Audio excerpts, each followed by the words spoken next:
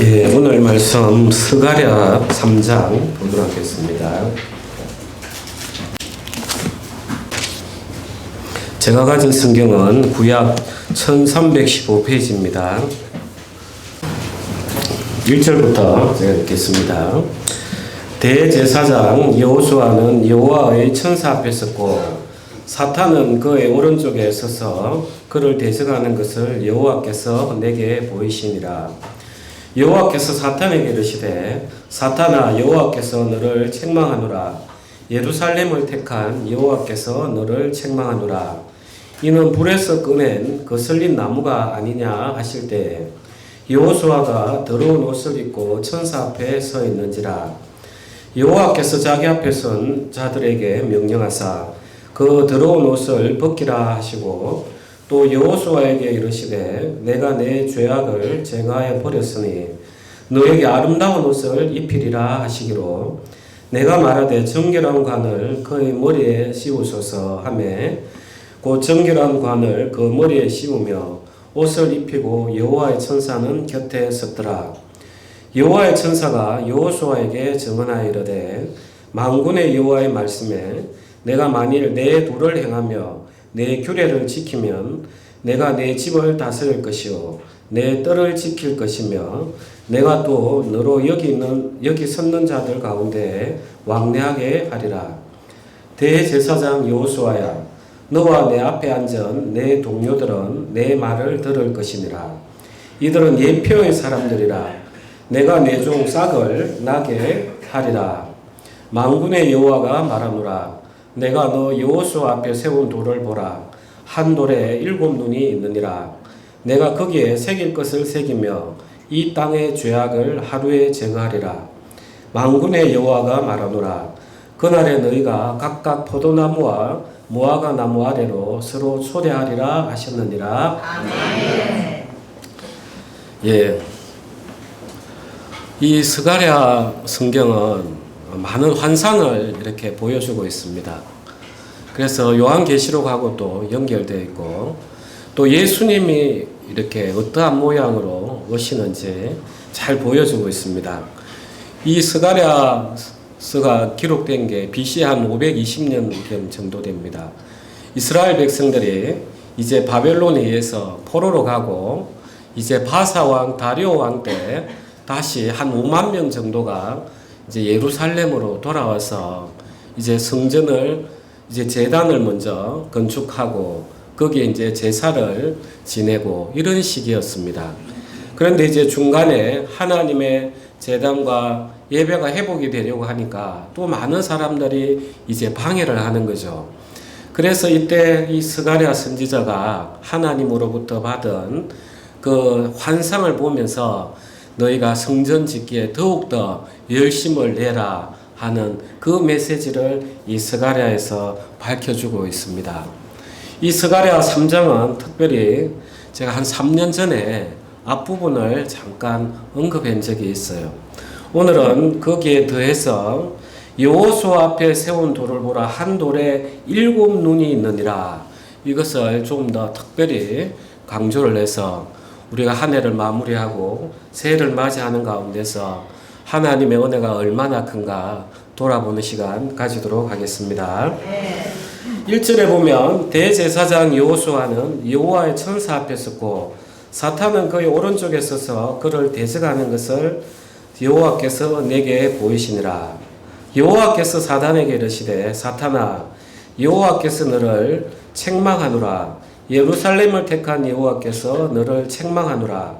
이는 불에서 꺼낸 거슬린 나무가 아니냐 하실 때에 여호수아가 더러운 옷을 입고 천사 앞에 서 있는지라.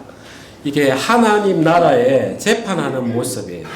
하나님이 이제 계시고 이제 사탄이 뜻 자체가 대적하다 이 뜻입니다. 하나님을 대적한다. 그래서 히브리어로 사탄, 대적자 이 뜻입니다.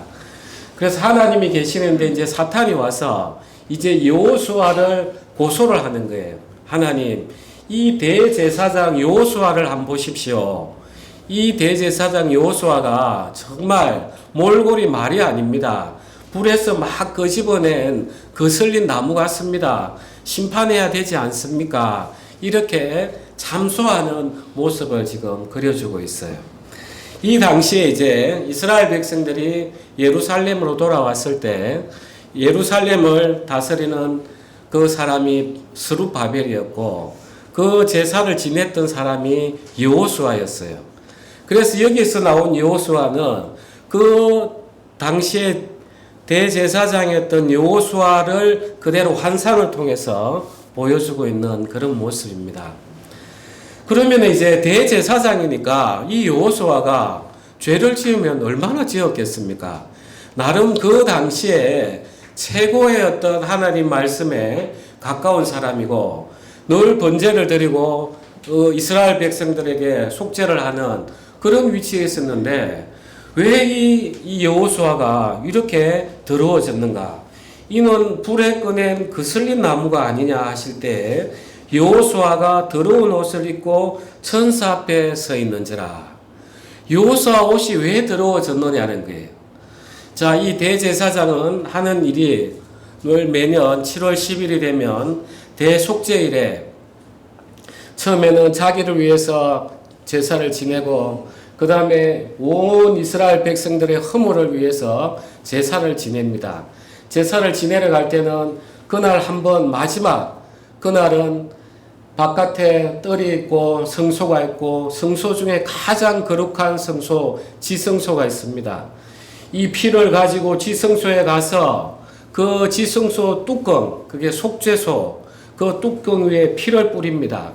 그래야만이 이스라엘 백성들이 1년 동안 지은 모든 죄들이 이제 사해지는 그 절기가 대속죄일입니다. 그러면 이 여호수아 대제사장이 제사를 지내러 간다는 것은 누구 죄 때문에 들어가는 거예요? 누구 죄 때문에 들어가는 겁니까? 그 이스라엘 백성 전부의 죄를 이 여호수아가 짐을 다 짊어지고 하나님 앞에 지성소 안에 들어가는 거예요. 그러니까 이 여호수아가 이스라엘 백성들이 죄를 지을 때마다 사실 누가 옷이 더러워지는 거예요. 예, 대제사장 여호수아 옷이 더러워지는 거예요. 그러니까 이 사탄이 보기에는 한심한 거예요. 하나님, 당신이 살아계시면 저 여호수아 한번 보십시오. 저렇게 죄 많은데 저 심판해야 안 되겠습니까? 이렇게 지금 참소를 하고 있는 것입니다. 이는 마치 우리의 모습이기도 한 것 같아요. 우리가 하나님 앞에 마지막 심판대했을 때 사단이 옆에서 얼마나 참소를 하겠습니까? 누구는 몇 년, 몇 월, 며칠 이렇게 하나님 떠나서 전보로 다녔고 어떻게 또 떠나서 돈을 또 선교로 갖고 사단이 얼마나 그 혀를 나불랑거리면서 우리를 참소하겠어요. 그러면 이제 하나님께서 뭐라 이야기하시는가? 이제 3절에 여호수아가 더러운 옷을 입고 천사 앞에 서 있는지라. 우리 4절은 다 같이 합독하겠습니다. 여호와께서 자기 앞에 선 자들에게 명령하사 그 더러운 옷을 벗기라 하시고 또 여호수아에게 이르시되 내가 내 죄악을 제거하여 버렸으니 너에게 아름다운 옷을 입히리라 하시기로. 예. 그런데 갑자기 하나님께서 이 사탄의 이야기를 듣고 그래 여호수아 너 왜 그렇게 옷이 더러워? 너 마땅히 사단의 이야기처럼 심판을 받아야 되겠구나. 이렇게 하시는 게 아니라 갑자기 하나님께서 그 더러운 옷을 벗기라 하시고 또 여호수아에게 이르시되 내가 내 죄악을 제거하여 버렸으니 너에게 아름다운 옷을 입히리라 하시기로. 이렇게 되어 있는 거예요. 갑자기 그 대제사장 여호수아 옷을 벗겨라. 그리고 아름다운 옷을 입혀라. 이 아름다운 옷이라는 것이 우리가 볼 때는 정말 모양이 화찬란하고 이런 것처럼 생각하지만 이 히브리 사람들이 아름답다 할 때는 끄집어낸 구원함을 받은 이 뜻을 먼저 가지고 있어요. 그래서 아름다운 옷을 입혀라 하는 것은 하나님께서 그 죄악 가운데 있었던 사람을 끄집어내서 특별히 구원받은 사람들의 그 옷의 징표를 입혀라, 이런 뜻을 가지고 있어요. 자, 이걸 보면은 참 하나님께서는 분명히 여호수아는 옷이 더러워졌는데 이제 하나님께서 아름다운 옷을 입혀라, 이러시는 거예요. 우리가 이것을 보면 어떤 말씀이 생각이 납니까? 우리가 누가복음 15장으로 한번 가보겠습니다. 이 그대로 두시고 누가복음 15장, 제가 가진 성경 신약 120페이지입니다. 121페이지 18절부터 24절, 18절부터 제가 읽겠습니다. 내가 일어나 아버지께 가서 이르기를, 아버지, 내가 하늘과 아버지께 죄를 지었사오니 지금부터는 아버지의 아들이라 일컬음을 감당하지 못하겠나이다. 나를 품꾼의 하나로 보소서 하리라 하고 이에 일어나서 아버지께로 돌아가니라. 아직도 거리가 먼데 아버지가 그를 보고 측은히 여겨 달려가 목을 안고 입을 맞추니 아들이 이르되, 아버지, 내가 하늘과 아버지께 죄를 지었사오니 지금부터는 아버지의 아들이라 일컬음을 감당하지 못하겠나이다 하나. 우리 22절은 합독하겠습니다.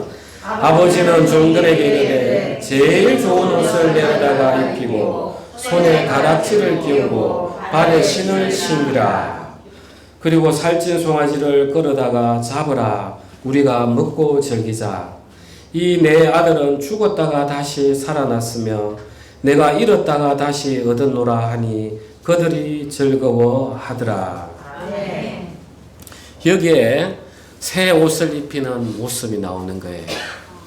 정말 그 둘째 아들이 아버지가 살아계신데도 내 분깃을 주소서 하고 유산을 챙겨가지고 허랑방탕하게 다 써버렸죠. 그리고 이제 죽을 때가 되니까 이제 아버지 집이 생각이 난 거죠. 아버지 집에는 종도 내보다 잘 먹는데, 그래 가려고 하니까 또 염치가 보이니까 그래 가더라도 내가 아버지한테 이제 아들로 여기소서, 내 말은 못하고 종의 하나로 여기소서, 내가 이렇게 해야지 하면서 이제 아버지 집으로 발걸음을 옮겼어요. 그런데 아버지가 그 모습을 보고 그 더러운 옷을 입고 있는 그 아들을 얼싸안고 하인들에게 목욕을 시키고 옷을 입히라, 송아지를 잡아라, 이는 내 죽었다 다시 살아난 아들이다, 이렇게 잔치를 하는 거죠. 참 우리가 이 둘째 아들이 인생을 살은 삶들입니다. 정말 이 둘째 아들은 자기의 달란트를 가지고 세상에서 잘 살고 그 창기들하고 즐겁게 빠져놀아서 그게 행복했다면 결코 이 둘째 아들은 아버지 집으로 오지 않았을 겁니다. 우리 인생의 고난이 하는 역할이 바로 우리의 발걸음을 그 허랑방탕한 내 육체를 따라갔던 삶에서 이제 다시 돌이켜서 정말 나를 만드시니가 나의 아버지 아니신가? 그분이 나의 하나님 아니신가? 내가 이제 발걸음을 돌려야지. 메타노이아, 뒤로 돌아가. 내가 이제 다시 아버지 집으로 돌아가야지. 이제 내가 아버지 앞에 내가 면목은 없지만 내가 먹고는 살아야지. 그게 정말 우리 인생에 하나님 주신 고난의 의미인 것입니다. 그러면서 아버지 집에 딱 돌아왔을 때 그 아버지께서는 이는 죽었다가 살아난 아들이다. 왜 죽었다 살아난 아들입니까? 이 둘째 아들은 아버지 집을 찾아오지 않았다면 그냥 자기 인생의 고난 가운데서 죽음을 맞이할 수밖에 없는 인생이었어요. 그러니까 이 둘째 아들은 아버지를 떠나는 순간 사실은 죽었어요. 우리의 삶이 그랬습니다. 우리가 아담이 하나님을 떠난 순간, 아버지를 떠난 순간, 내 육체를 믿었던 순간 우리는 하나님 아버지로부터 오는 생명의 그 탯줄이 끊어져 버렸어요. 죽은 사람이었어요.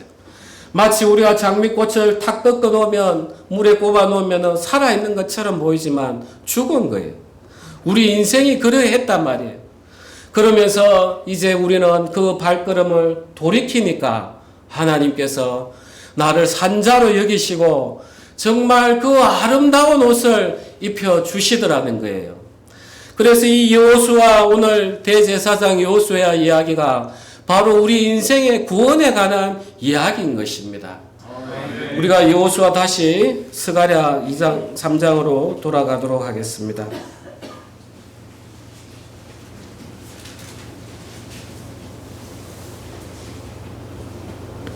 예, 1315페이지입니다. 그래서 하나님께서는 우리에게 이 둘째 아들이 돌아왔을 때 그 아버지가 얼마나 기뻤겠습니까? 그래서 그 누가복음의 15장에 보면은 그 죄인 한 사람이 회개하면은 회개할 것 없는 하늘에 있는 의인 99보다 더 기뻐서 하늘에서 잔치가 일어난다고 예수님 그렇게 이야기하시는 거예요. 정말 하나님이 우리를 향한 사랑의 마음이 얼마나 가득하신가 그냥 느껴지는 거예요. 우리가 뭔데 내가 회개하는 순간, 아버지에게로 돌이키는 순간 하늘에서 이렇게 기뻐하시는가. 하나님의 사랑은 정말 우리가 말로 표현할 수 없을 정도로 깊고 강한 것입니다. 그런데 이제 문제는 그 다음이에요. 자, 그냥 우리가 더러운 옷을 입은 채로 저걸 옷을 벗겨라, 아름다운 옷을 입혀라 하면은 사단이 뭐라 하겠습니까? 사단이. 그러면 하나님이 사단을 딱 심판하려고 할 때, 아니 하나님의 심판은 공의로운 거 아닙니까? 저 이스라엘 백성들은 그렇게 죄를 많이 지었는데 저거는 아름다운 옷을 입히고 나는 왜 심판합니까? 나는 왜 하늘에서 쫓아냅니까? 이렇게 참소하지 않겠습니까? 이는 믿지 않는 사람들이 늘 그렇게 이야기합니다. 아니 하나님이 사랑의 하나님이시라며요. 그러면 죄 지어도 다 용서해 주면 되잖아요. 그건 사랑이 아닌 거죠. 우리가 진정한 사랑이라는 것은 진짜 마음과 마음이 만나야 돼요. 그래서 진정한 사랑은 질투가 따를 수밖에 없는 거예요. 그래서 하나님께서는 그 온전한 사랑의 하나님이시기 때문에 공의를 행하실 수밖에 없는 거예요. 공의를 세우신 다음에 이 사랑의 물이 흘러나가야만이 진짜 그 용서함을 받은 사람이 하나님에 대한 참 사랑을 아는 거예요. 우리가 거저 주는 것이 좋을 것 같지만 그러지 않습니다. 거저 받으면 우리 인생이라는 것은 당연하게 생각하는 거예요. 그래서 우리가 이 아름다운 옷을 입었다는 것은 누군가의 심판을 받았더라는 것입니다. 그 누군가가 이제 한번 봅시다. 8절에 대제사장 여호수아야 너와 내 앞에 앉은 내 동료들은 내 말을 들을 것이니라. 이들은 예표의 사람들이라. 내가 내 종 싹을 나게 하리라. 그래서 이사야 42장 앞쪽으로 한번 가시겠습니다. 이사야 42장 1절. 제가 가진 성경은 구약 1018페이지입니다. 42장 1절 찾으셨으면 다 같이 합독하겠습니다. 내가 붙드는 나의 종, 내 마음에 기뻐하는 자, 곧 내가 택한 사람을 보라. 내가 나의 영을 그에게 주었은즉 그가 육안의 정의를 베풀리라. 그 다음에 53장, 이사야 53장 1절, 2절. 자, 찾으셨으면 1절, 2절 다 같이 합독하겠습니다. 우리가 전한 것을 누가 믿었느냐? 여호와의 팔이 누구에게 나타났느냐? 그는 주 앞에서 자라나기를 연한 순 같고 마른 땅에서 나온 뿌리 같아서 고운 모양도 없고 풍채도 없은즉 우리가 보기에 흠모할 만한 아름다운 것이 없도다. 자, 이제 하나님께서는 그 아름다운 옷을 입히기 위해서 일을 하시기 시작했습니다. 하나님 당신의 종, 당신의 그 연한 순 바로 누구입니까? 예수 그리스도를 보내서 이제 일을 하기 시작했습니다. 그러면서 오늘 스가랴에 보셨듯이 정말 스가랴 3장 7절에 보면 만군의 여호와의 말씀에 내가 만일 내 도를 행하며 내 규례를 지키면 내가 내 집을 다스릴 것이요 내 뜰을 지킬 것이며 내가 또 너로 여기 섰는 자들 가운데 왕래하게 하리라. 하나님께서는 당신의 종, 그리고 그 연약한 그 사막에서 막 갓 나온 광야에서 나온 그 순을 통해서 하나님 당신이 이 모든 여호와의 말씀을 지킬 수 있도록 일을 하기 시작하셨습니다. 그래서 하나님께서는 그 종이 일했던 모든 것들은 우리에게 아름다운 옷을 입혀주시고 우리의 모든 더러웠던 것들은 이제 그 종에게 넘기셔서 십자가에 못 박게 하셨습니다. 아멘. 네. 그래서 우리가 얻었던 이 아름다운 옷은 그냥 주어진 게 아니라는 거예요.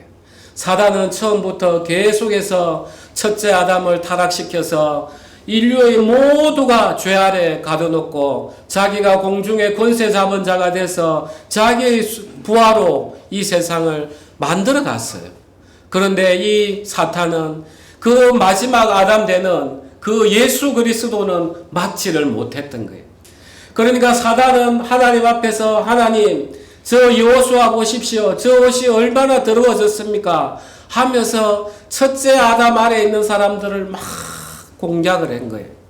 그런데 이 사단은 둘째 아담이 올 거라고는 보지를 못했던 거예요. 그래서 이 둘째 아담, 이 복음은 천사들도 그 알기를 원했던, 성경에 보면 천사들에게도 이게 숨겨졌던 그게 바로 마지막 아담 예수 그리스도인 것입니다. 그래서 우리가 언약궤에 보면은 하나님의 법이 들어가 있고 그 위에 뚜껑으로 막아버렸습니다. 속죄소, 시원자. 거기에 천사가 날개를 펴서 그 뚜껑 안을 보려고 하는데 막혔어요. 천사도 이 하나님의 그 구원의 역사를 알기를 원했지만 알 수가 없었어요. 하나님은 다 비밀로 붙여가지고 그 당신의 종 예수 그리스도를 보내서 정말 첫째 아담 안에 속했던 그 사람들 죄는 예수 그리스도 당신에게 다 넘겨버리고 당신이 이렇게 율례를 행했던 온전한 순종, 아담이 행하지 못한 그 순종은 우리에게 아름다운 옷을 입히셨습니다. 사랑하는 형제자매님, 우리가 이것을 마음에 믿는 순간 정말 우리에게는 큰 역사가 일어나는 것입니다. 우리 겉으로 보이지는 않지만 우리는 죽었던 영이었어요. 마치 둘째 아들처럼. 그런데 이제 우리가 정말 당신, 예수님 당신으로 말미암아 내가 이제 건짐을 받았습니다. 내가 구원의 아름다운 옷을 입었습니다. 내 마음에서 믿어지면 내 영혼이 살아나는 것입니다. 이 살아있는 영혼 가운데서 우리가 하나님하고 교제가 일어나는 것입니다. 이게 우리의 구원의 역사인 것입니다. 그 다음에 이제 우리에게는 하나님이 정말 큰 일을 하십니다. 오늘 이 말씀에 더욱더 집중해 주시면 좋겠습니다. 요 스가랴 3장 9절 한번 보겠습니다. 다 같이 합독하겠습니다. 만군의 여호와가 말하노라 내가 너 여호수아 앞에 세운 돌을 보라 한 돌에 7 눈이 있느니라 내가 거기에 새길 것을 새기며 이 땅의 죄악을 하루에 제거하리라. 자, 이 환상에 돌이 하나 있습니다. 그게 눈이 7개가 있어요. 자, 우리는 눈이 몇 개입니까? 자, 우리는 2개 가지고도 3차원을 인식하고 저 사람을 보고 또 저 사람을 판단하고 우리는 모든 것들을 이 땅에서 해내고 있어요. 그런데 눈이 7개면 어떻게 했습니까? 하나님 앞에는 숨겨져 있는 게 하나도 없는 거예요. 모든 것이 벌거벗은 채로 하나님 앞에서는 다 드러나는 거예요. 그래서 성경에 7이라는 숫자가 완벽함을 이야기합니다. 하나님께서 천지를 6째 만에 다 이루하시고 7째 쉬었습니다. 왜 쉬었습니까? 힘이 들어 쉬었습니까? 더 이상 할 게 없어서 완벽했기 때문에 7일째 쉬었습니다. 요한계시록에 가면 이제 7 교회를 부릅니다. 왜 7 교회입니까? 이제 이 땅에 하나님께서 예수 그리스도가 반석이 된 그 교회 전부를 가르칠 때 7 교회라고 이렇게 표현을 합니다. 그리고 하나님께서는 이제 심판을 행하십니다. 7 인을 떼고 7 나팔을 부르고 7 대접으로 심판을 하십니다. 완벽한 심판을 마지막에 한다는 것입니다. 그래서 이 7개의 눈이라는 것은 하나님이 모든 것을 다 감찰하고 계신다는 것입니다. 그래서 우리는 하나님 앞에 기도할 때 나를 숨길 게 없어요. 하나님이 먼저 알고 계시는 거예요. 우리가 하나님 앞에 뭘 숨기겠습니까? 정말 하나님께서는 모든 것들을 다 알고 계시는 거예요. 그렇지만 하나님 당신은 우리에게 기도하기를 원하시는 것입니다. 왜 그렇습니까? 왜 그렇습니까? 당신을 찾길 원하시는 거예요. 그게 사랑이기 때문에 그런 거예요. 하나님은 그렇게 일하시길 원하는 거예요. 그냥 내가 가만히 있는다고 해서 하나님이 내가 이제 하나님 아들이 됐으니까 알아서 해주시겠지. 그는 사랑이 아니에요. 그는 방종으로 흘러가요. 하나님은 다 아시지만 우리가 하나님 앞에 더 붙들고 더 매달려야 하나님께서 정말 기뻐 받으시고 우리에게 필요한 모든 것들을 먼저 아시기 때문에 주시는 거예요. 하나님은 7눈을 가졌다고 이렇게 표현을 하고 있어요. 하나님은 영이신데 이 눈이 이렇게 있는 그런 형태가 아닙니다. 우리 인간을 위해서 당신의 낮아지심으로 그렇게 표현을 해 주시는 거예요. 그 다음에 이제 한 돌에 7눈을 새겼습니다. 이 한 돌이 누굽니까? 그리스도 반석이에요. 예수님께서 이 땅에 오셨을 때 그 유대인들하고 바리새인들이 이야기합니다. 너가 하나님 아들이면 기적을 보여보라고, 표적을 보여라고 예수님이 이야기하셨습니다. 이 성을 무너뜨려라. 내가 사흘 만에 이 성을 건축하리라. 그러니까 유대인들이 바리새인들이 웃죠. 이 성은 46년이나 걸렸는데 당신이 그 사흘 만에 일으킨다 이 말이요. 이제 이렇게 웃는 거죠. 그런데 예수님께서 십자가에 돌아가시고 부활하셨을 때 이제 이 제자들이 이제 이야기했던 거예요. 이해를 했던 거예요. 아, 이 성이라는 것이 눈에 보이는 이걸 이야기하는 게 아니구나. 정말 그 예수님은 유대인들에게 버려졌어요. 건축가들에서 버린 돌이었어요. 그런데 예수님 당신이 그 모퉁이 돌이 돼서 유대인들은 집을 지을 때 모퉁이부터 이렇게 쌓아 올립니다. 그래 모퉁이 돌이 돼서 이제 그 위에 교회를 세워 가시면서 우리 성전을 만들어 가셨던 것입니다. 오늘날 성전은 누굽니까? 오늘날 성전은 누굽니까? 예수님이 지금 어디에 계십니까? 어디에 계세요? 우리 마음 가운데 정말 죽었던 그 영을 살리시고 거기에 거하신단 말이에요. 그러면 오늘날 성전은 누굽니까? 오늘날 성전은 누굽니까? 예, 바로 우리입니다. 바로 우리예요. 하나님께서는 다윗에게 큰 복을 내렸습니다. 왜 다윗에게 이 복을 내렸냐 하면은 다윗이 어느 날 자기는 왕궁을 짓고 잘 살고 있는데 이제 자기 마음에 하나님의 언약궤는 저 성막 텐트에 저렇게 있는데 내가 하나님을 위해서 집을 지어야 되지 않겠나 이 마음이 들었던 거예요. 정말 아담이 그 하나님을 사모했던 그 마음 그 하나 가운데 하나님이 그 다윗에게 그 후손 만대에 이제 복을 주도록 약속을 하셨던 겁니다. 사랑하는 형제자매님, 우리가 하나님 앞에 복을 받는 길은 다른 게 없어요. 정말 내가 하나님을 얼마나 사모하고 하나님을 사랑할 것인가 이 간절한 마음 하나 가운데 하나님께서 복을 명하셨습니다.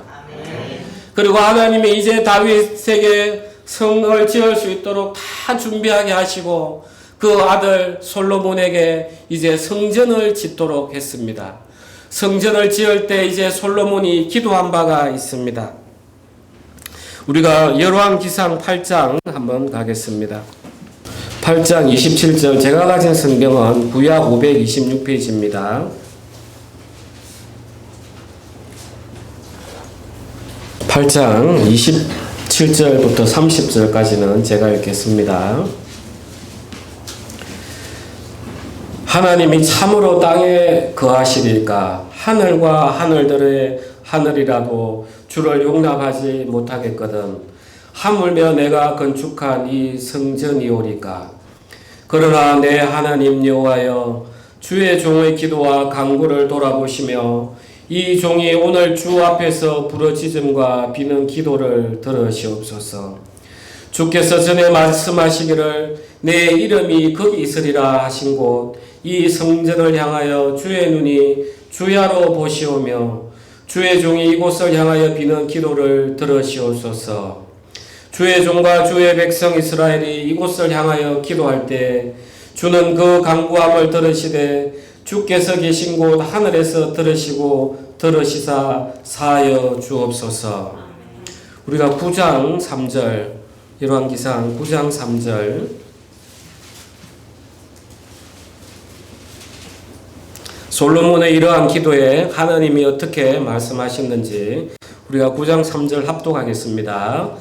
여호와께서 그에게 이르시되 내 기도와 내가 내 앞에서 간구한 바를 내가 들었은즉 나는 내가 건축한 이 성전을 거룩하게 구별하여 내 이름을 영원히 그곳에 두며 내 눈길과 내 마음이 항상 거기에 있으리니. 여호와의 눈이 어디에 있습니까? 성전을 향하고 있습니다. 오늘날 성전이 누구입니까? 바로 구원함을 받은 우리입니다. 하나님이 지금 누구를 바라보고 있습니까? 우리를 늘 주목하시는 거예요. 정말 늘 주목하시고 내 작은 기도 소리, 신음 소리 하나조차도 하나님께서는 길을 열고 계시는 것입니다. 아멘. 자, 하나님의 일곱 눈은 지금 무엇을 바라보고 있습니까?